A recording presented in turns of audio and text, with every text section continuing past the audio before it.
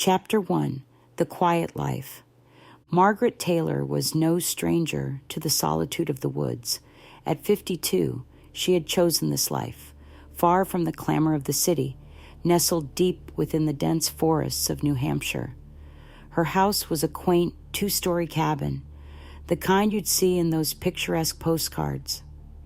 It was her haven, surrounded by towering pines and oaks, the nearest neighbor a good 2 miles away. She had lived there for nearly a decade now, finding peace in the quiet, the only sounds being the rustling leaves, chirping crickets, and the occasional hoot of an owl. Life was simple for Margaret. She had no family left, no children to call her own. Her husband, David, had passed away 5 years ago, and the loss had been devastating. They had moved to the woods together, dreaming of a quiet retirement away from the chaos of their previous lives. David had been a professor and Margaret a librarian, both passionate about books and the natural world. The cabin was supposed to be their sanctuary, a place where they could grow old together, surrounded by nature.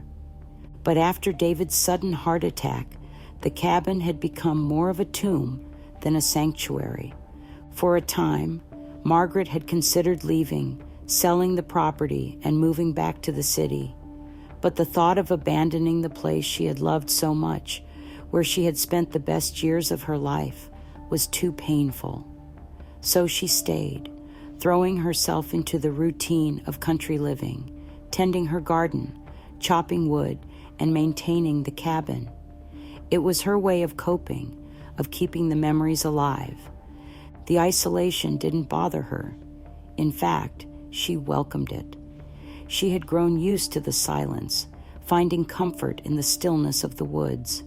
The local townsfolk often gossiped about her, calling her the hermit of Pine Hollow, but she didn't care. She had long ago stopped worrying about what others thought of her. As far as she was concerned, she was content.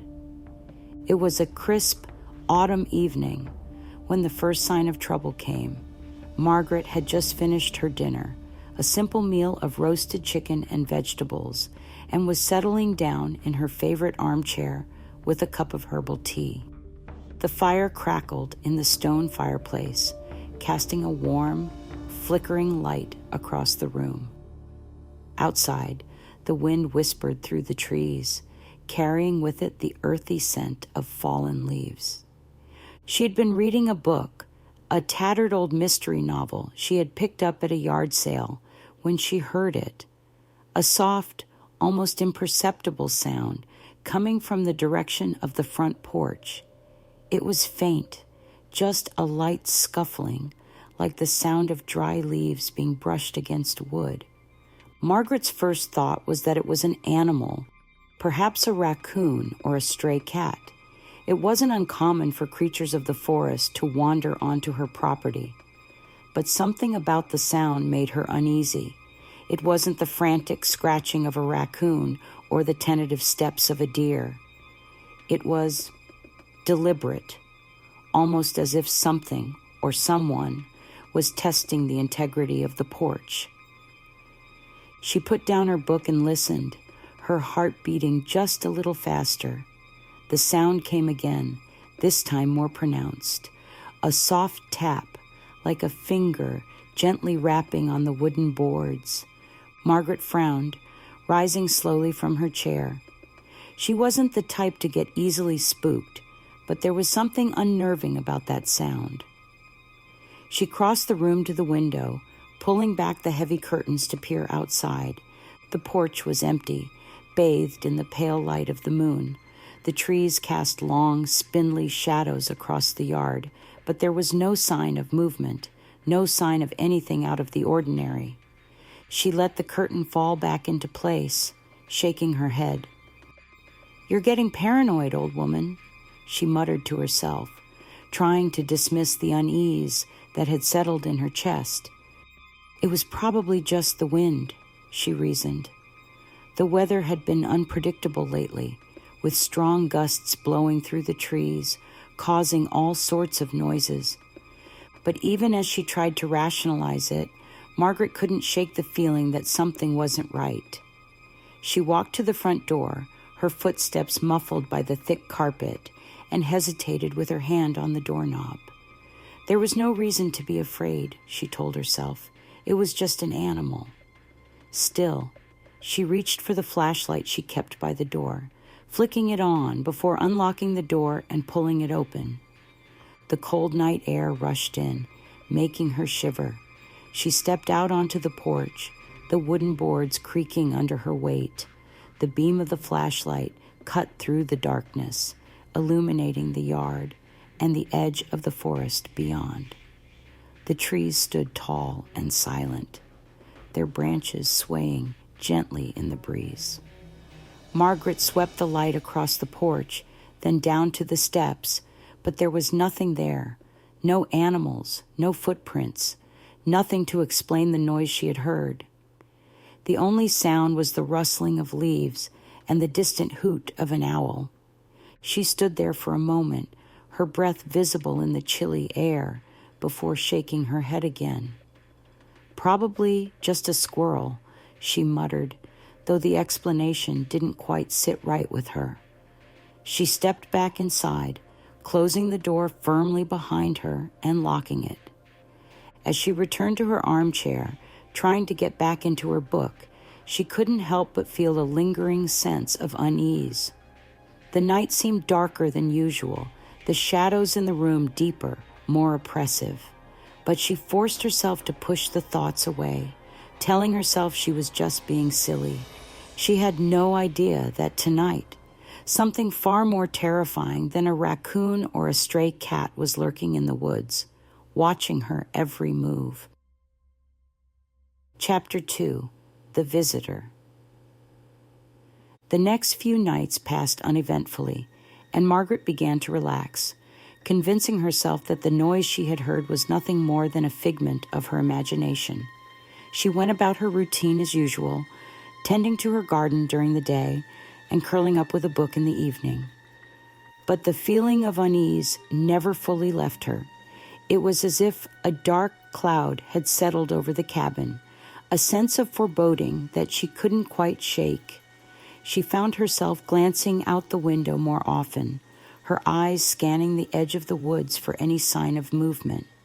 But there was nothing, just the silent trees standing like sentinels, their branches swaying gently in the wind.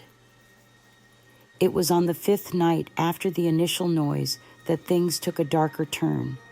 Margaret had just settled into bed, the covers pulled up to her chin, when she heard it again. That same soft tapping, like fingers brushing against the wood. This time, it was more insistent, more deliberate. It wasn't coming from the porch, but from somewhere outside her bedroom window. Her heart skipped a beat, and she sat up in bed, straining to listen. The tapping continued, rhythmic and unnerving, as if something, or someone, was trying to get her attention. She reached for the bedside lamp, her hand trembling slightly as she turned it on. The soft glow filled the room, but it did little to calm her nerves. The tapping persisted, growing louder, more urgent. Margaret threw back the covers and slipped out of bed, her bare feet making no sound on the wooden floor. She approached the window slowly, her breath catching in her throat. The curtains were drawn, but she could see the faint outline of something standing just beyond the glass. With a trembling hand, she reached for the curtain and pulled it back. What she saw made her blood run cold. Standing just outside her window, bathed in the pale light of the moon, was a figure, tall and impossibly thin, its elongated limbs stretched unnaturally. Its skin was a sickly gray, smooth and almost translucent, as if it had never seen the light of day. But it was the eyes that sent a wave of terror through Margaret. Black, soulless eyes that seemed to absorb the light, voids of pure darkness that stared directly at her. For a moment, Margaret was paralyzed with fear, unable to move or even breathe. The figure tilted its head slightly, as if studying her, its eyes unblinking. It raised a spindly hand, and tapped the glass again, the sound sharp and unnerving. Margaret stumbled backward, her heart pounding in her chest. The thing outside the window remained still, watching her with those empty black eyes. She felt a scream rising in her throat, but she forced it down, her mind racing with a desperate need to escape. She turned and ran for the door, her footsteps echoing loudly in the silence of the cabin. She nearly tripped in her haste to reach the front door, her hand shaking as she fumbled with the locks. Finally, she managed to pull the door open and ran out onto the porch. The cold night air hit her like a slap in the face, but she didn't stop. She sprinted across the yard, her bare feet slipping on the dew-covered grass, and dove into the woods.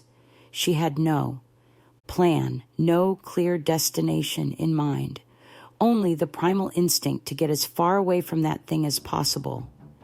Branches whipped at her face and arms as she ran, but she barely felt them. Her mind was a whirlwind of fear and confusion, her thoughts jumbled and incoherent. She didn't know where she was going, but she knew she couldn't stop, couldn't go back to the cabin where that thing was waiting for her. The forest was a maze of shadows and darkness, the trees towering over her like silent giants. The moonlight barely penetrated the thick canopy, leaving her stumbling blindly through the underbrush. She could hear her own ragged breathing, the pounding of her heart in her ears, but nothing else, no footsteps, no sounds of pursuit. But she knew it was out there, somewhere, watching her, waiting for the right moment to strike. After what felt like hours, Margaret finally collapsed against a tree, her legs giving out beneath her. She was panting heavily, her body trembling with exhaustion and fear. She glanced around, her eyes wide with terror, but there was no sign of the figure. The woods were silent, the only sound the rustling of leaves in the breeze. But she couldn't shake the feeling that she was being watched, that those black eyes were still fixed on her, even now. Margaret forced herself to get up, her muscles protesting as she pushed herself away from the tree. She couldn't stay here, couldn't let herself be caught out in the open. She had to keep moving, had to find somewhere to hide. She stumbled forward, her feet dragging through the underbrush, but her mind was clouded with exhaustion and fear. She wasn't sure how much longer she could keep going, how much longer she could evade whatever was hunting her.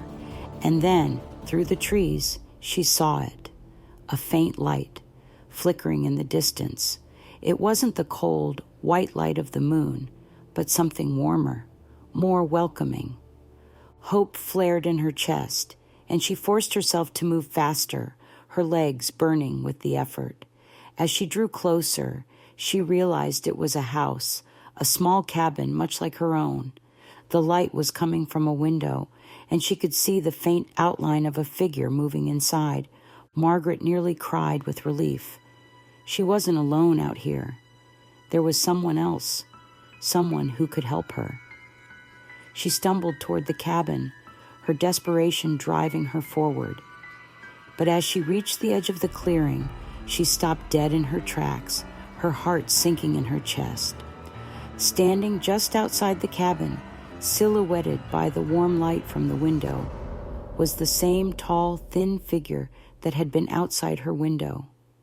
Its black eyes were fixed on her, its head tilting slightly, as if in recognition. Margaret's breath caught in her throat, and she took a step back, her mind screaming at her to run. But before she could turn, the figure took a step toward her, its movement slow and deliberate. "Please," Margaret whispered, her voice trembling. "Please don't." But the figure didn't stop. It continued to approach, its long limbs moving with an unnatural grace, its eyes locked onto hers. And then, just as it reached the edge of the clearing, it stopped. For a moment, it stood there, watching her, its black eyes unblinking. and then without warning it vanished, melting into the shadows as if it had never been there at all. Margaret stood frozen, her mind reeling. She couldn't understand what had just happened, couldn't process the terror that was gripping her. But she knew one thing for certain: she couldn't stay here. She turned and ran back into the woods, her heart pounding in her chest. She didn't know where she was going, didn't care. All that mattered was getting away from that thing, getting as far away as possible. But as she fled through the trees, she couldn't shake the feeling that she was being followed, that those black eyes were still watching her, waiting for the right moment to strike. And deep down, she knew that no matter how far she ran, no matter where she tried to hide, it would find her. Chapter 3. The Unseen Stalker. Margaret didn't remember how long she had been running, or how far she had gone. The forest seemed endless, a never-ending maze of shadows and darkness. She had long since lost any sense of direction, her only focus on getting as far away from that creature as possible. Her lungs burned with every breath.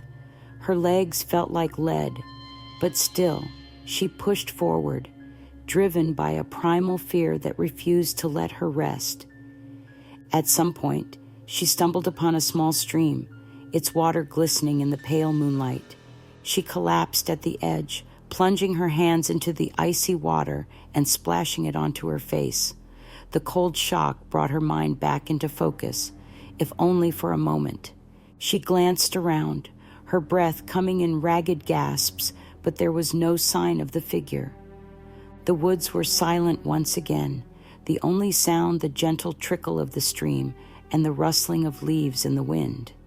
For the first time since she had seen those black eyes staring at her through the window, she allowed herself to believe that she might be safe, at least for now. But even as she tried to calm her racing heart, she couldn't shake the feeling that something was wrong, that she was still in danger. The woods had grown eerily quiet, the usual sounds of nocturnal life conspicuously absent.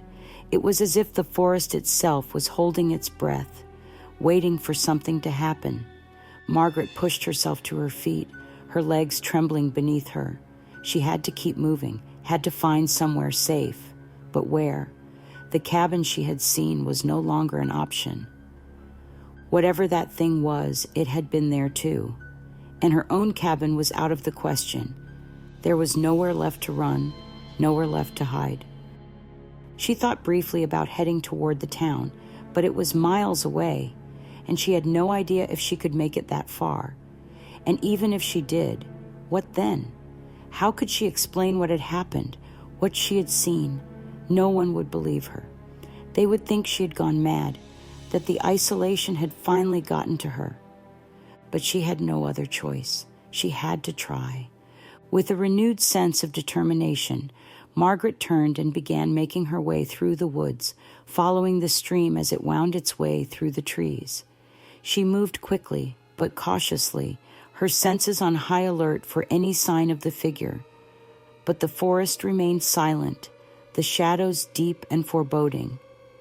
As she walked, her mind raced, trying to make sense of what had happened. The figure Dash, whatever it was, wasn't human. It couldn't be. No human being had eyes like that, or skin that pale, or limbs that long and unnatural. But what was it? An animal? A hallucination brought on by stress and grief? Or something else? Something far more terrifying. She had heard stories, of course, of strange sightings in the woods, of creatures that defied explanation, but she had never put much stock in them, dismissing them as nothing more than tall tales meant to scare the gullible. But now she wasn't so sure. She glanced up at the sky, noting with some relief that the first light of dawn was beginning to break through the canopy. The darkness was lifting, and with it, some of her fear. Whatever that thing was, it thrived in the shadows. Perhaps daylight would keep it at bay. But even as she thought this, She couldn't shake the feeling that she was being watched, that those black eyes were still on her, hidden somewhere in the trees. Margaret quickened her pace, desperate to reach the safety of the town. But as she walked, the feeling of unease only grew stronger, gnawing at the edges of her mind. It was as if the forest itself was conspiring against her, guiding her deeper into its heart, away from any hope of escape. And then, just as she began to feel the first stirrings of panic, she heard it, a soft rustling sound, coming from somewhere behind her. She froze, her heart leaping into her throat. Slowly she turned her head, her eyes scanning the trees behind her. But there was nothing there, just the same silent forest, the same oppressive shadows. But the rustling continued, growing louder, closer. It wasn't the sound of leaves in the wind, or an animal moving through the underbrush. It was something else, something deliberate, something that was following her. Margaret's breath caught in her throat, and she began to back away, her eyes wide with terror. She didn't know what was out there, but she knew she couldn't face it, couldn't let it catch her. She turned and began to run, her feet pounding against the forest floor, the sound of her own heartbeat drowning out everything else. But the rustling sound followed her, matching her pace, growing louder and more insistent with every step she took. It was as if the creature was toying with her, letting her think she could escape, only to close in whenever she tried to flee. Margaret ran faster, her breath coming in ragged gasps, her legs burning with the effort. But no matter how fast she ran, the sound stayed with her, a constant reminder that she was not alone, that something was hunting her. And then, without warning, the ground beneath her gave way. She cried out in shock as she tumbled down a steep embankment, her body crashing through the underbrush. She hit the ground hard, the impact knocking the wind out of her. For a moment, she lay there, stunned, her mind struggling to process what had just happened. But the rustling sound was still there, still coming closer. Panic surged through her, and she scrambled to her feet, ignoring the pain that shot through her body. She had to keep moving, had to get away before it was too late. But as she turned to run, she saw it, standing at the top of the embankment, its black eyes fixed on her. It was closer now, close enough for her to see the details she had missed before, the way its skin seemed to shimmer in the moonlight, the way its long fingers ended in sharp claw-like nails, the way its mouth was nothing more than a thin, lipless slit. For a moment, Margaret was frozen in place, her mind overwhelmed with terror. She couldn't think, couldn't move, couldn't do anything but stare at the creature that was slowly advancing toward her. And then, with a sudden burst of adrenaline, she turned and ran. She didn't know where she was going, didn't care. All that mattered was getting away from that thing, getting as far away as possible. But the forest was a labyrinth of shadows and darkness, the trees closing in around her, blocking out the light of the rising sun. She could hear the creature behind her, its footsteps echoing in the silence, growing louder, closer with every passing second. Margaret's breath came in ragged gasps, her legs burning with the effort. She could feel her strength waning, her body beginning to give out. But she couldn't stop, couldn't let it catch her. And then, just as she was about to collapse, she saw it. A small, dilapidated cabin hidden among the trees. Without thinking, she sprinted toward it, her feet barely touching the ground. She could hear the creature behind her, its footsteps quickening, growing more frantic as she neared the cabin. She reached the door and threw it open, her body slamming into the door frame as she tumbled inside. She kicked the door shut behind her, her hands fumbling with the lock. For a moment, there was silence. The only sound was her own ragged breathing, the pounding of her heart in her ears. But then she heard it, a soft scraping sound coming from the other side of the door. The creature was there, just outside, its claws scratching against the wood. Margaret backed away from the door, her eyes wide with terror. She had nowhere to run, nowhere to hide. She was trapped. The scraping continued, growing louder, more insistent. The door rattled in its frame, as if the creature was testing its strength, trying to find a way inside. And then, with a loud crack, the door splintered open. Margaret screamed, her back pressing against the far wall of the cabin. The creature stepped inside, its black eyes fixed on her, its mouth curling into a grotesque smile. For a moment, time seemed to stand still. Margaret could only watch, paralyzed with fear, as the creature slowly advanced toward her. And then, just as it was about to reach her, the creature stopped. It tilted its head, its black eyes narrowing as if in confusion. It took a step back, then another, its movements slow and deliberate. Margaret watched in disbelief as the creature turned and walked out of the cabin, disappearing into the shadows of the forest. For a long moment, she stood there, unable to comprehend what had just happened. But then, as the first light of dawn finally broke through the trees, she allowed herself to believe that it was over, that the creature was gone. But even as she tried to convince herself that she was safe, she couldn't shake the feeling that it wasn't over, that the creature would return. And deep down, she knew that no matter where she went, no matter how far she ran, it would always find her.